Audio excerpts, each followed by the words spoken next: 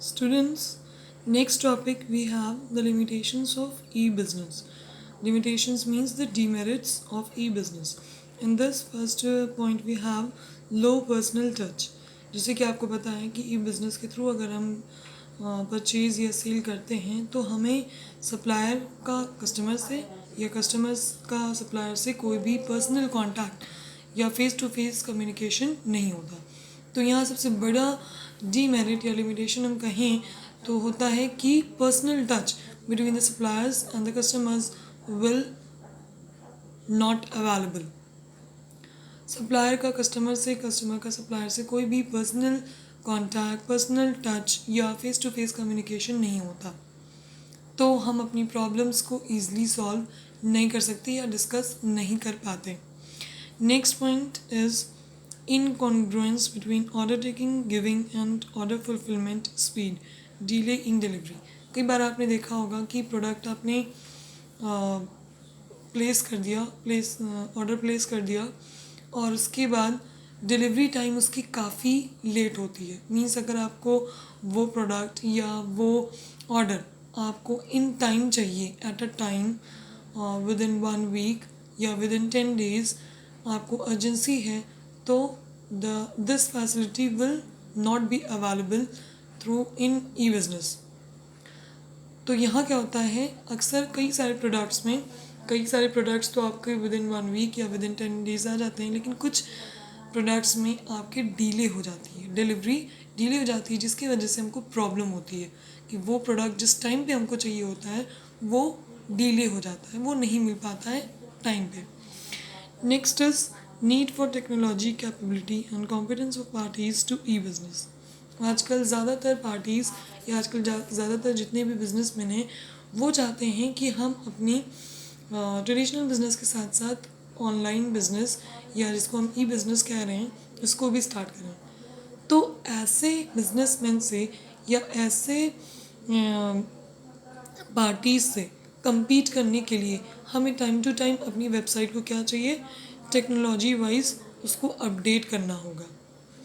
Website में server down हो जाता है या ऑर्डर प्लेस होता है तो पेमेंट कर नहीं हो पाती है, पेमेंट हो जाती है तो डिलीवरी लेट में होती है, या कस्टमर प्रोडक्ट की वैरायटीज़ देखना चाहता है तो वो चीज़ अवेलेबल नहीं होती है। तो ये सब चीज़ें किस वजह से होती हैं, वेबसाइट हमारी टेक्नोलॉजी वाइज अपडेट नहीं है, इस वजह से। तो हमको क्या करना है, ऐसे ई बिज़नेस या बिजनेसमैन से compete करने के लिए हमको अपनी वेबसाइट को, हमें अपनी जो भी पेजेस हैं, हमारा ऑनलाइन शॉपिंग का जो पेज है या लिंक जो है या वेबसाइट जो हमने बनाई हुई है उसको हमें अपडेट करना होगा, उसका सर्वर और स्ट्रॉन्ग करना होगा। तो एक चीज़ ये भी प्रॉब्लम हमारी आती है, कहीं ना कहीं सर्वर डाउन हो जाता है। जो कई बार आपने देखा होगा प्रोडक्ट आप ऑर्डर प्लेस कर चुके और सर्वर डाउन होने की वजह से वो आगे मूव ही नहीं होता, मींस पेमेंट का नहीं आएगा या पेमेंट का आ गया तो ऑर्डर प्लेस होने में टाइम लगता है। तो ये सारी प्रॉब्लम्स आती हैं। Next is increased risk due to anonymity and non-transferability of parties। Fourth point में जनरली आपकी 3 चीज़ें कवर होंगी, 3 प्रॉब्लम्स होती हैं जो इस पॉइंट में बता रहा है इंक्रीज्ड रिस्क वाले में। सबसे फर्स्ट तो है difficult to establish identity and location. कई बार ऐसा होता है कि आपने प्रोडक्ट आपको बहुत अच्छा लगा, प्राइस भी ठीक है, लेकिन वो पिन कोड अक्सर मांगता नहीं है कि अपने इस प्रोडक्ट को देखने के लिए कि डिलीवरी यहाँ हो पाएगी या नहीं, तो पिन कोड डालिए अपने एरिया का। तो अक्सर क्या होता है, वो प्रोडक्ट की का जो सेलर है या सप्लायर, वहाँ कोई सेलर या कोई सप्लायर उस प्रोडक्ट को सोल्ड करने के लिए होता ही नहीं है।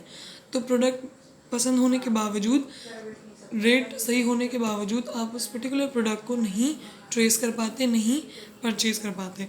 या वजह ये हो सकती है कि आपको लोकेशन बहुत इंटीरियर है तो सप्लायर या जो भी सेलर है वो आपको लोकेट नहीं कर पा रहा है। तो ये क्या है, ये सर्वर की थोड़ा प्रॉब्लम आती है, रीचेबल नहीं हो पाता है लोकेशन या डिस्टेंस लॉन्ग होने की वजह से। या तो आप उस नेटवर्क पे नहीं है, आपका लोकेशन काफ़ी इंटीरियर में है, और या तो कोई सप्लायर या सेलर उस एरिया में आपके नहीं है जो उस पर्टिकुलर प्रोडक्ट को वहाँ सोल्ड करता। तो ये प्रॉब्लम आती है। प्रोडक्ट्स अच्छे और पसंद आने के बावजूद। Next is loss of privacy. जो भी आपने डिटेल्स डाली हैं, जो भी अपनी पर्सनल डिटेल्स डाली हैं, वो किसी और साइट या किसी और पर्सन को भी शेयर हो सकती है।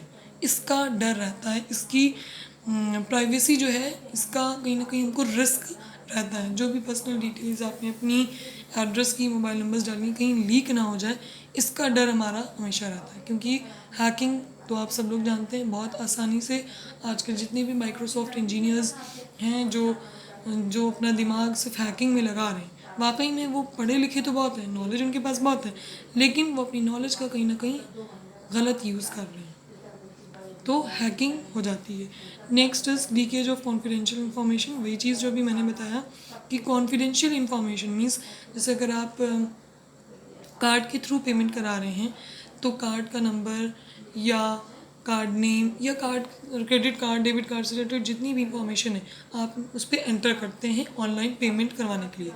तो ये हमेशा डर रहता है, ये रिस्क रहता है कि कहीं ऐसा ना हो कि हैकिंग के ज़रिए हमारा क्रेडिट कार्ड या डेबिट कार्ड की इंफॉर्मेशन कोई हैक करके उसमें जितनी भी अमाउंट है या जितना भी मनी है वो कोई ले ले, कोई अकाउंट ही पूरा हैक कर ले।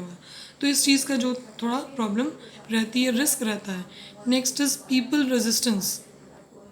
पीपल रेजिस्टेंस में ये कह रहा है कि हम पीपल क्या हैं, एक किसी भी चीज़ पे पर्टिकुलर नहीं रह सकते। हमारा नेचर ही क्या है कि अलग अलग इन्वायरमेंट के हिसाब से, ट्रेडिशन के हिसाब से या मॉडर्निटी के हिसाब से, टेक्नोलॉजी वाइज हम अपडेट होना चाहते हैं। तो यहाँ पर time to time organisation plan को अपने ई बिज़नेस को और मॉडर्निटी या टेक्नोलॉजी वाइज अपडेट करना होगा। Next is ethical फॉलआउट्स।